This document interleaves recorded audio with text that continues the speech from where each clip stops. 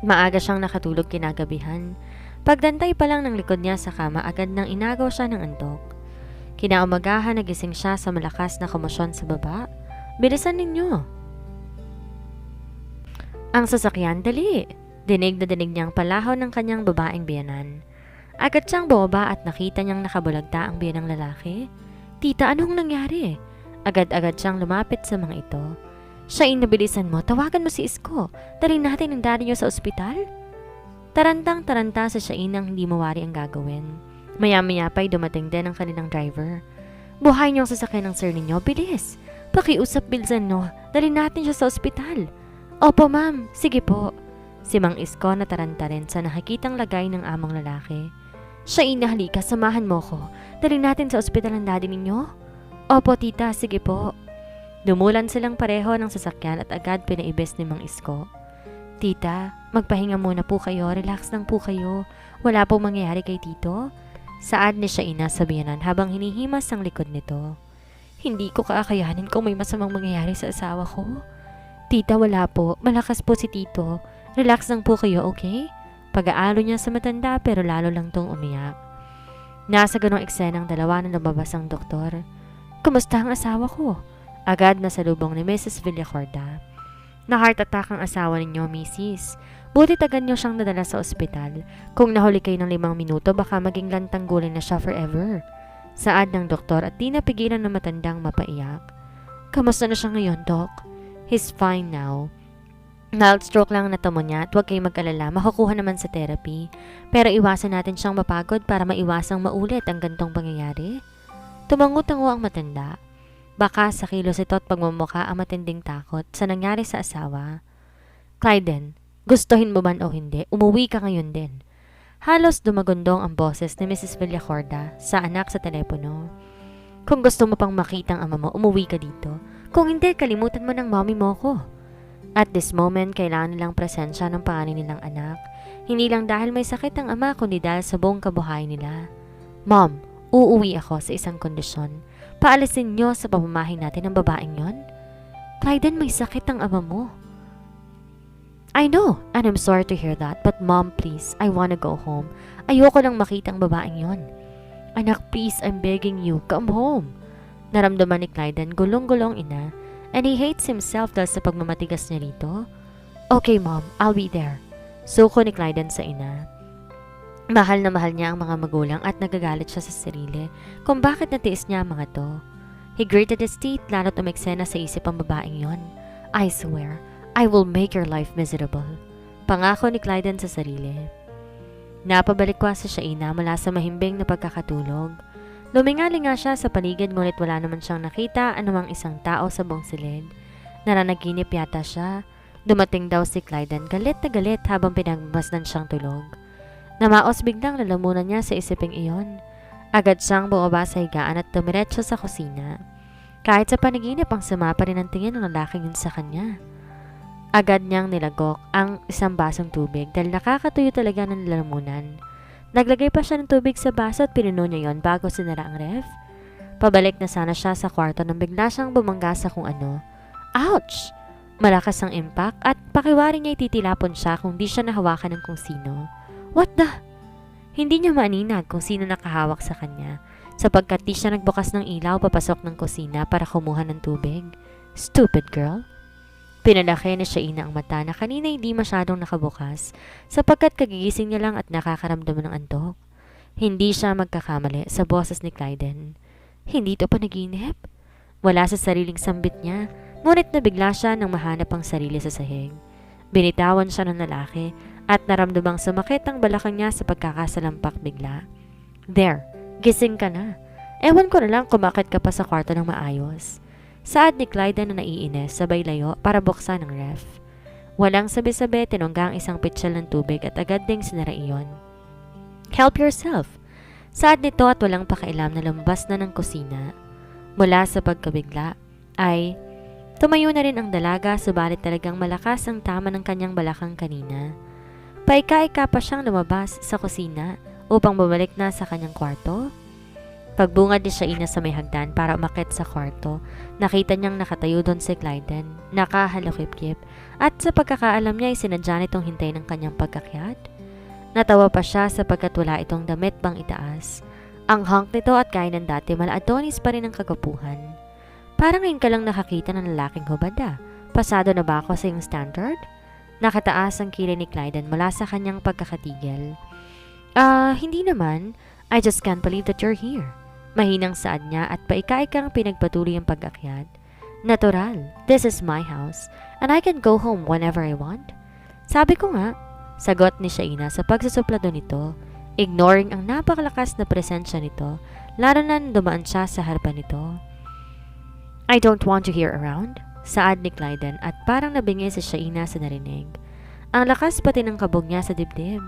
Napatigil siya sa paika-ikang paglalakad. Parang may bumara sa lalamunan na hindi niya mawari. Nilingon niya ito at ewan niya kung saan nanggaling ang matapang na pagharap niya dito. Nakipaglitigan siya dito pero nagbabaga ang mata ng lalaki. Parang gusto niyang sunugin ang buhay. I know. Mahinang putol ni Shaina sa sasabihin nito. At wala akong pakialam. Matigas niyang turan sabay talikod dito. Namumuro ng lalaking to. Nasanay na nga siya na walang pumapansin sa kanya, ganun din sa galit ng lahat ng tao sa pamamahay na ito. Ano pa ba ang hindi niya kayang i-endure? Ngunit hinila siya ni Clyden bigla at malakas na siyang tumilapon pabalik sa katawan nito. Don't turn your back on me. Gigil na saad ng lalaki at talagang ipinilipit pa ang kamay nito. Bitawan mo ako. And if I don't, you're hurting me. Who cares? Mas matigas na saad ni Clyden at napaiyak na sa Shaina. May plano yata tong baliin ng kamay niya. Please? Halos di na marinig ang boses niya at masakit talaga ang kamay niya. Agad sa nitong binitawan ngunit malakas din siyang tinulak kaya't napasalampak siya sa sahig. Gusto niyang umatungal. Di pa niya alam kung ang kamay niya o balakang ang masakit. Halos hindi maigalaw ni Shaina ang kanyang kamay pagising niya kinabukasan. Pati ang balakang niya nakikiayon din. Sumasakit din yon kapag siya ay gumagalaw. Ang sama-sama talaga ng lalaking yon. Parang umuwi yata to para siya'y saktan. Tanghali na lang siya na makababa. Piniramdam ni Shaina ang kanyang sarili kung kaya bang tumayo at igalaw ang kanyang kamay. Wala pa naman siyang alam kung saan dito may manghihilot. Medyo paika-ika pa siya na namaba sa silid at nagtungo sa komedor. Tanghali naman at siguradong wala na siyang maaabutan doon. Magtitimpla na lang siya ng kape at iinumin na lang niya sa hardin. Pagpasok niya sa may komedor, ay naroon ang mag-anak. Si Mrs. Villacorda ay nilalalay ng asawa, nakakatapos kumain, at si Clyden busangot ang mukha. Agad siyang nagpreno at tatalikod na lang siya nang tawagin niya ang ginang. Shaina, maagap na tawag nito sa kanya. Napahinto naman siya sa paglayo at inihanda ang sarili sa pagngiti sa mga ito. Yes po, tita. Sorry po, akala ko po kasi wala na pong tao dito. Agad niyang hingi ng paumanhin, baka sabihin nila, sinadya niyang makinig sa usapan na may usapan. It's okay, halika't kumain ka na. Giniya pa ng ginang kanyang kamay para paupuin siya. Thank you, tita. Kukuha lang po sana ako ng kape. No, dito ka na kumain at magkape. Saad ng ginang. Nakamasid lang naman ang naiinis na anak at ang asawa nito. Thank you po, tita. Magalang na saad ni Shaina sa ginang nang di man lang tinapunan ng tingin ang nooy nagbabagang mata ng mga kasama nila. Iha, mag-empake ka ng gamit mo mamaya. Ho? Tama ba ang narinig niya? Mag-iimpake siya. Paalisin na ba siya? Lilipat na kayo ng tirahan. Sa kabilang bayan lang. Sayang naman yung bahay doon kung walang titira. Paliwanag ito at unti-unting pinakawalan ang kaninang nakabiting paghinga. Okay lang po, tita. Mabilis pa sa 4:00 ang sagot ni Shaina. Sigurado mag-e-endure siya doon. Di gaya dito na feeling niya may atraso siya sa lahat. Ano pang hinihintay mo? Kunin mo ng gamit mo na makalayas ka na dito, hindi napigilang sabat ni Clyden. Masama ang dinig niya sa babaeng to. Excited ata't lumiwanag ang mukha sa pagkakasabing lilipat sila ng bahay. He hates this woman very much. Mukhang inosenteng magsalita, gold digger naman. Sa isipin niya'y lalong tumindi ang galit ni Clyden. Kung pwede lang pilipitin ang leg nito, ginawa na niya. Nilisihan siya ni Shaina na akala mo hindi naaapektuhan sa ginawa niyang panlilisik ng mata. Magana pa tong kumain at lalong nais siya dito. Patay gutom. Clyden, o sungit, kumain ka. Mag-celebrate ka dahil hindi mo na ako makikita. Nilapit pa ni Shaina ang pagkain sa binata. Sa katuwaan, parang mas gusto na lang niyang hindi pansinin ang kasungitan nito. In your dreams. Pakialam ko sa'yo basta aalis na ka sa pamamahay na to. Malayo sa'yo, sungit.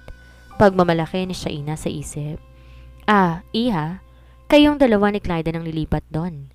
Sa sinabi ng ginang muntik siyang mabilaukan. Ano raw? Kasama niyang lalaking to? Tumaas ang kiling ng lalaki sa reaksyon niya. Napag-usapan namin ng daddy niyo na it's better this way. At least we try, malay niyo mag-workout. Mom, I told you. Anak, napag-usapan na natin to. But I don't like your idea. Bakit ba pinipilit yung gusto niyo? Iritadong saad ni Clyden at kulang na lang babasag sa kamay ang baso. Dahil yun na nakakabuti para sa inyo. That's not true. Ayaw niyo lang sa girlfriend ko kaya pinipilit yung i-workout ang walang kwentang kasal namin ng babaeng to. Si Shaina ay nakamasid lang sa mga ito, unti-unti, nagliliwanag siya sa paghimutok nito. Sa huli, walang nagawa ang anak kundi magpatianod sa kagustuhan ng mga to. This is my room, dun ka sa kabilang kwarto. Never ever come inside my room. Pagalit na utos ni Clyden kay Shaina. Isang up and down na bahay, may dalawang malawak na kwarto, may sala, kusina, laundry area at marami pang iba. Kompleto sa lahat ng gamit kahit ang mga damit lang ang dala-dala nila sa paglipat. Pakiwari niya ay may palaging pupunta doon para mag-maintain ng kalinisan. Narinig mo ba ako? O galing mo pa namang pumasok sa kwarto na may kwarto? Of course not. Sa'yo lang kwarto mo. Inis na siya inang pahayag at dali-daling iniwan, hinila ang mga gamit niya. Really? Baka mamaya hindi ko namalayan. Nakitabi ka na naman. Malakas na pamubos ka nito at tinaasan niya ng kilay. Tumawa ba yon? Nambubos ka ba? Ngekek mo. Agad inayos na ni Shaina ang mga dalang gamit, pinaglalagay sa mga lagayan. Pagkatapos ito, humiga siya sa kama upang ipahinga ng konti ang katawan. Nailip ang dalaga at nagising siya sa andan ng sasakyan papalabas. Sinilip pa niya to ngunit nakalabas na to sa kanilang bakuran. Bumaba para tingnan ang maigi ang kabuuan ng bahay. Tuwang-tuwa siya dahil kumpleto lahat ng kagamitan. Punong-puno ang ref ng kanyang pagbuksan. Dahil hapon na naghanda siyang lulutuin. Nagugutom din siya dahil nakatulog siya kaninang magtanghali kaya hindi siya nakakain ng tanghalian. Pinakiramdaman niya ang buong bahay. Di kaluskos ng kasama, wala. Ngunit pinagkibit balikat na yon. Ano ba sa kanya kung nandyan o wala ang sungit na lalaking yon? Wala naman tong gagawin kundi magalit ng walang kadahilanan. Nakumpirma niya kinabukasan na wala pala siyang kasama. Wala ang kotse ng lalaki kahit sigurado wala to sa kwarto niya. E di wow! Halos mag-iisang buwan na si Shaina sa bahay, ngunit ni Anina ni Clyden hindi niya nakita. Masaya siya, parang bumalik ang dati niyang buhay na walang nagagalit. Pumunta siya sa kabayanan para mamili ng mga kailangan niya. Unti-unti nang nauubos ang kanyang stocks. Buti na lang di niya ginagalaw ang allowance na binibigay ng mama ni Clyden nung nasa villa pa siya. Ate, palimos po, pangkain lang po. Isang batang pulube na may kargang bata, sa tingin niya hindi pa nakakalakad. Madungis ang mga to, payat na payat at halatang kulang sa nutrisyon. Sige na ate, please, nagugutom na po kami. Tinignan niya ang paligid, may nakita siyang McDo sa malapit. Halika, doon tayo. Biglang sumigla ang bata at tumalon-talon habang nakasunod sa kanya. Ops, bawal kayo dito. Ang security guard sa kainan, sinara pa ang hawak-hawak na stick. Kuya, kasama ko sila.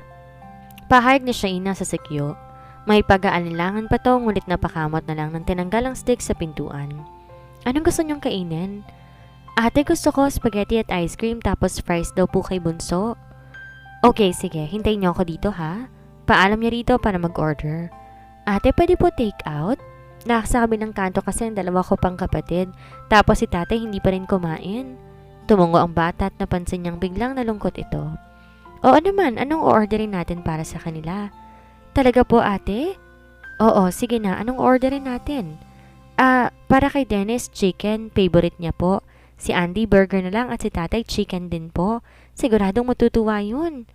O sige, antayin niyo ako dito ha.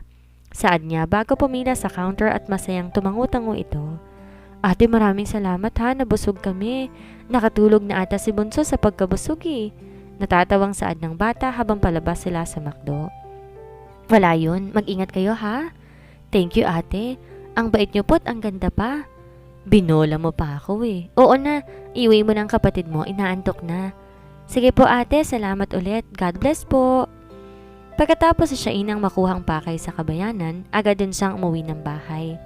Pagdating niya doon, agad niyang nagluto para sa sarili.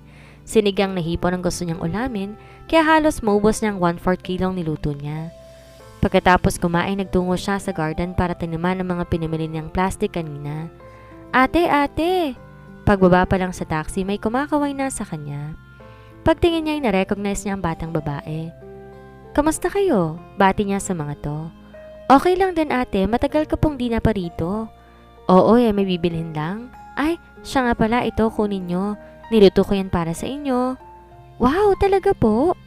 Halos di makapaniwala sa tuwa ang mga bata at tumango siya. Sinadya ni Shaina talagang magluto para sa mga to. Ewan ba niya at di mawaglat sa isip niya ang mga bata. Awang-awa siya sa mga to. Sabi ko na sa inyo, ang bait-bait niya eh. Pagbibida ng batang babae at nagpalakpakan ng mga kasama nito. Meron ding kanin dyan, kumain na kayo. Saad niya sa mga to. Sinigang na baboy ang luto niya. Dinamihan na rin niya para sa buong mag-anak. Thank you ate, bait-bait niyo po talaga. Ano pong pangalan niyo? Ako si Ate Shaina. Ang ganda naman, kasing ganda niyo po. Ang batang lalaki naman na mas bata sa babae. Ako naman po si Ana, si Dennis naman ito, siya naman si Andy at ang bunso namin si Emil. Pagpapakilala ni Ana sa mga kasama. Kinagagal akong makita kayong lahat, nakangiti niyang pahayag. Kami din po ate, may asawa na po kayo? Wala. Dalagang-dalaga eh. Sabad ng batang si Dennis at napatawa siya. Ito talaga? Saan po kayo nagtatrabaho ate? Doon. Siyempre doon. Si Dennis sabay turo sa mga naglalakihan na gusali. Lahat na magaganda doon nagtatrabaho kaya ikaw bawal ka doon. Pangit ka kasi.